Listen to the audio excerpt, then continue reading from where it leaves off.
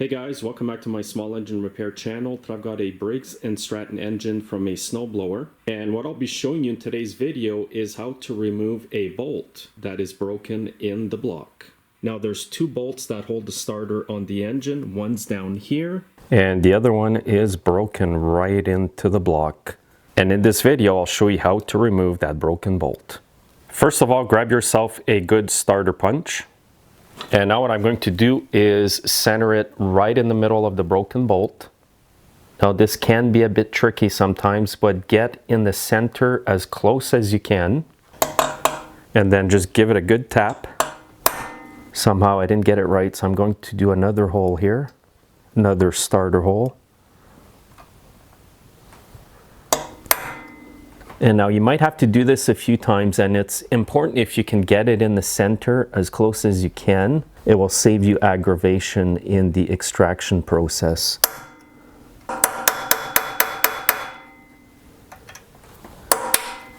Sometimes I just go in on an angle and then punch toward the center. There, that's looking a bit more into the center here.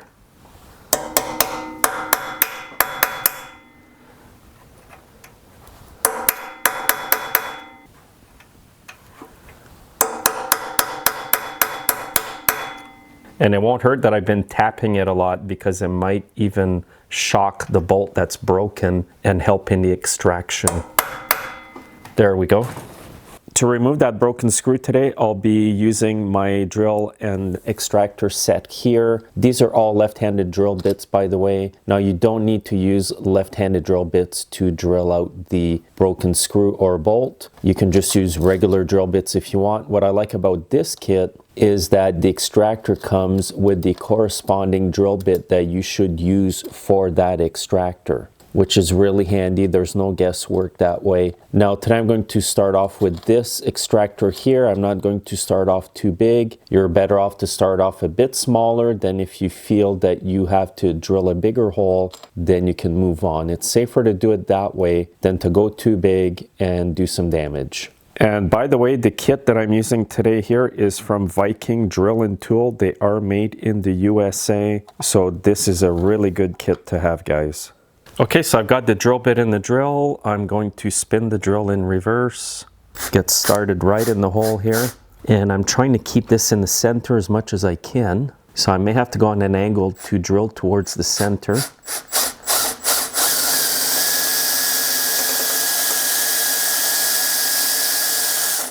And once I have the hole started, I will drill down straight. And I will put a bit of cutting oil just to help everything here.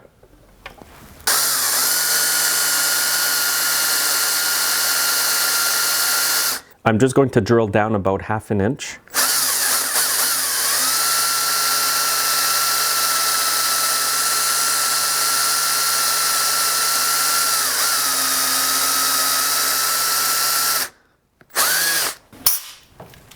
Make sure you wear your safety glasses when you do this. Now you can see the hole went in the center pretty good there. It's a bit off, no big deal. Okay, I've got my extractor in the tool here. By the way, if you're wondering what are you using to hold the extractor bit, these are Irwin extractor holders and also tap holders. And I do have a video on these guys. I do highly recommend you get a set of these. They are so handy. Okay, now I'm going to put the extractor in. And now when you have the extractor in, obviously you have to turn left to get it out. So I'm going to be careful, because if it doesn't want to come out, I'm not going to keep forcing it because the extractor will break. So let's give it a try here.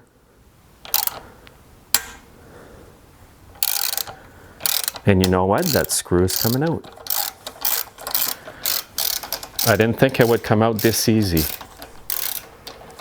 I was preparing myself for a long battle with torches and the welder and the whole works. So this worked out quite easily.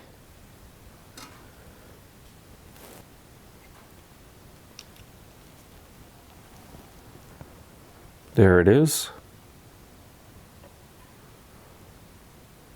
Extractor is not damaged, which is great. And let's check out the threads in here. And they're perfect. If your threads are damaged, just run a tap through them.